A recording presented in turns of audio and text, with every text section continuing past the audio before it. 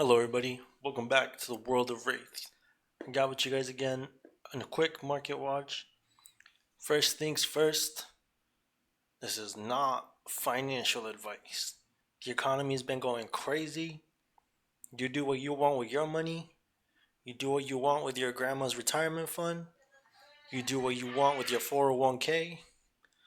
This is not financial advice.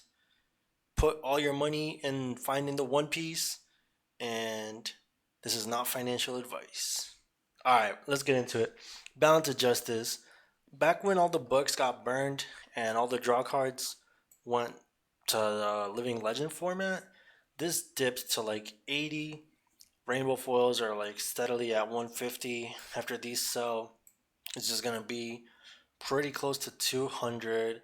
Cold foils are about the same thing, about 200 for the cold foils.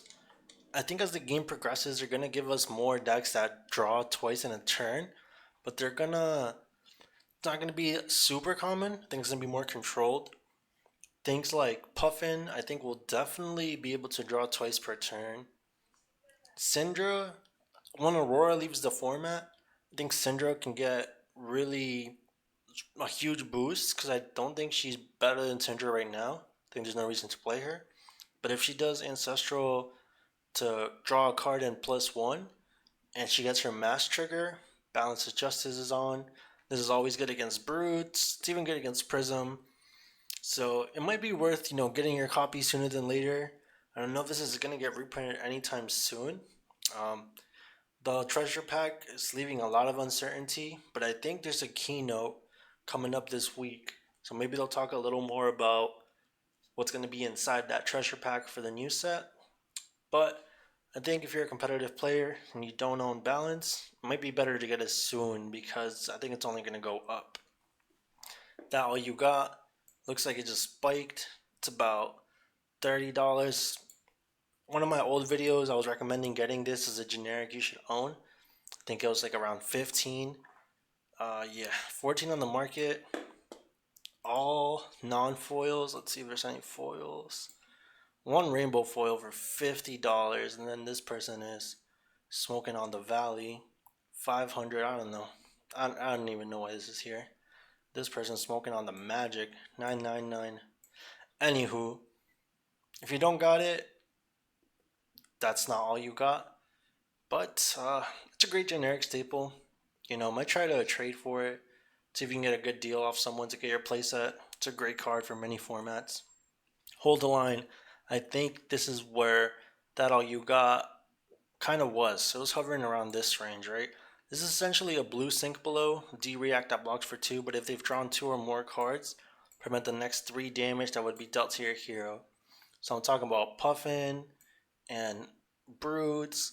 This card is kind of low right now. Oh, it's actually recently spiked. It's actually a lot cheaper towards February. Yeah. I still think this is not a bad time to pick them up. Maybe you can get a playset for a deal, trade with your buddies. I would recommend getting this sooner than later, especially Dusk Till Dawn. This is kind of like a bright light set where it wasn't massively opened. So a lot of the good Majestics and Legendaries are kind of hard to come by. Flicker Wisp. I think this card might get banned. I think Aurora is climbing the Living Legend leaderboard way too fast. But if it doesn't get banned, this card just laughs at all the D-reacts your opponents are playing.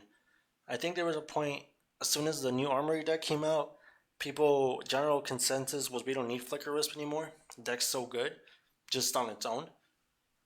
But as the meta evolved and everybody started playing 044 defense reactions, and Aurora kind of got, it's still the best deck of the format, but just like they're playing 044s, all decks started playing 044s to counter it. But this Flicker Wisp doing 2 Arcane on the Arc Lightning turns, it just doesn't care about all the D-reacts playing, and Aurora can have a crazy turn. If you're an Aurora player, I would wait till Pro Tour to see how many of the decks are playing this. It was already kind of spiked recently because it was like $1. Or don't wait for Pro Tour, just buy it. But I have a very small feeling LSS could ban this. But as I always say, use your own discretion. This is not financial advice. I just be on TCG Player, and I be TCG Player looking at gems. Schism of Chaos, only 2 heroes can play this. This is pretty cheap for a gem. Oh, I love gems in this game. It's not mandatory if you want to play Arachnes, but pretty cool. 42, maybe close to 50 after tax. Not bad. Cold foil, a little over 100. Only 6 available. This is not a bad deal. I'm not sure how many are selling. Let's see. They're slowly selling. Yeah, if you're a collector, it might be worth getting sooner than later. But personally, I just get the rainbow foil. Call it a day. I still need to get my own, honestly. There's been a lot of Vincent hype. This is kind of just going crazy. We got $14, $15. Shout out to Riftgate. This is the cheapest right now. But yeah, Vincent, and also I've been hearing that Chain and LL is doing really good because of this card. So if you're interested in Vincent, definitely pick this up sooner than later. Yeah, it's going to $15. Great card, Cole. No Time Zone. I thought this card was so bad when it first came out. Little did I know. I think this was, yeah, look at this. It was about $2. Right now we got them for $11.50. It is the Haunted. James White said in a recent interview that there's one more wave of the Haunted. So if you haven't gotten all your cards from the Haunted, maybe worth waiting. Ask your LGS if if they're gonna restock. This is kind of high for this. This is really good against Mystic Heroes, but all the Mystic Heroes are leaving soon. Let's check out the cold foil real quick. Wow, $44 for the cold foil. Yeah, so if you didn't got your cold foils, it's gonna be tough. Anaphylactic Shock. This got hyped because of high seas. I think this is just gonna be really good against when we get the new Dromai and probably against Gravy Bones. If you're an Assassin player, you should definitely own your playset. And if you don't play Assassin, don't even worry about this. Alright. Now in the Haunted, we got 3 pieces of equipment that are not spell void, but they kind of act like it. It's pretty good for wizards. The weird thing is they can respond to you doing this effect, but so it's not exactly like spell void, but I think they're pretty good, and I think LSS put them all here for a reason. Regular ones are $1, so if you want to play Guardians, if you want to bling it out, $9. Enchanted Quiver about $1. I think this got hyped because of High Seas, 13. And then we also got Misfire Damper, about 70 cents, and then Cold Foil, $3. Now, I think LSS did this to prepare us for the next Wizards. I think they might be making them a little stronger, because I think there's a lot that can be done with the Wizard class, but they are giving us slowly this equipment to kind of get ready for them. In Rosetta, they gave us a bunch of Assassin with AB and Spell Void, and this is where I think all those ones from the Haunted could get to. This is $2. Let's look at the cold foil, about $17. But let's look at the cold foil, 15. Same thing, $2. Then we got the cold foil, about 23. And then Widowvale Respirator, the normal one is 4. Cold foil is about 34. So yeah, I would pick up the Majestics from the Haunted if you're interested in those classes. If you want the cold foil to bling it out, it's not bad at all, because as you can see, with these little expansion slot equipments, they can get super crazy. Calming Gesture was also in Rosetta. Funny enough, even though it's like an arcane barrier equipment, it's just being played in Enigma. It's so good. It's currently at $2, and then Cold Foil, 25. Calming Cloak, it's kind of part of the same line. It's an arcane barrier, but this one isn't seeing as much play. Let's see the Cold Foil. Yeah, look at this Cold Foil, super cheap. I don't think we'll ever play this instead of Tunic, but might be a good collector's piece. And then Fluttering Steps. I don't think this is good. I think this is only for Blitz, for Enigma New Moon, So unless you're playing Enigma New Moon, I wouldn't worry about it. And speaking of Enigma, New Moon's about $16. Yeah. Guys, I don't even know if this is good in Blitz. If you're a collector, maybe try to trade for this. Try to get it for a good price. To me, 16 seems kind of crazy for this. But no, I think it's too high.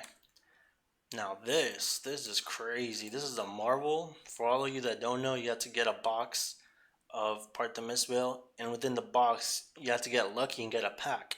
And when you open that pack, you have to get lucky and get this Marvel.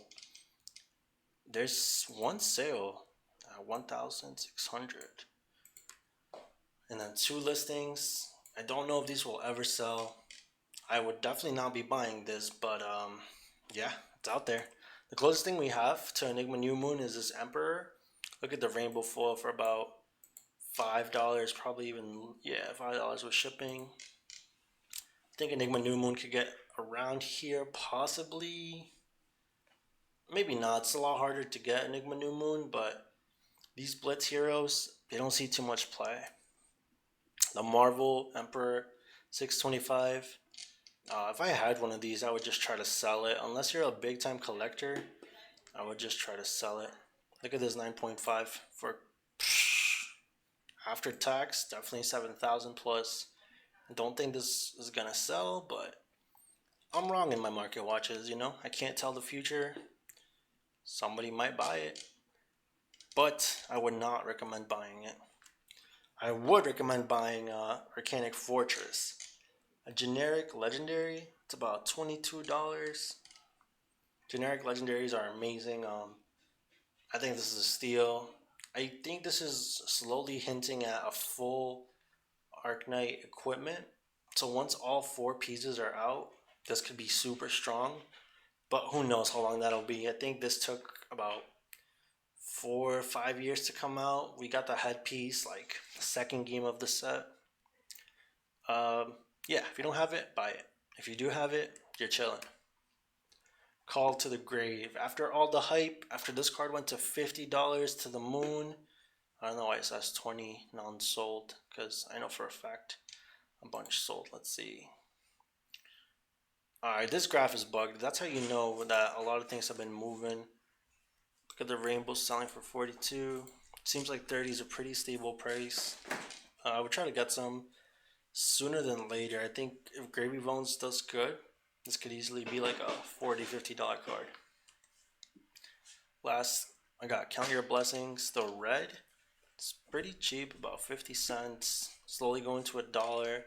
But I do think this can eventually get a lot higher. Look at the yellow. I don't know why the yellow is just higher than red, but it is. It's about, look at the first listings, the rainbow foils. First non-foil is $3. I think this card's going to see a lot of playing a lot of different decks throughout the whole Flesh and Blood metagame. So I would highly recommend having your playset before it goes way higher. These aren't even the promos. The promos are a lot higher. Let's actually take a quick look at the promos. Yeah, when they unban the blue, these are definitely going to go crazy. The promos are about $10 each. So if you don't care about the promos, make sure you get your regular ones. The promos, if you do want them, probably get it sooner than later, because once they unban the blue, I think all of these are going to spike. Thank y'all so much for watching. If you guys like this type of content, hit that subscribe button, hit that like button, and let me know down below. Are they actually going to unban Count Your Blessings blue? Or LSS just saying that to finesse us? Who knows? Thank y'all, and peace.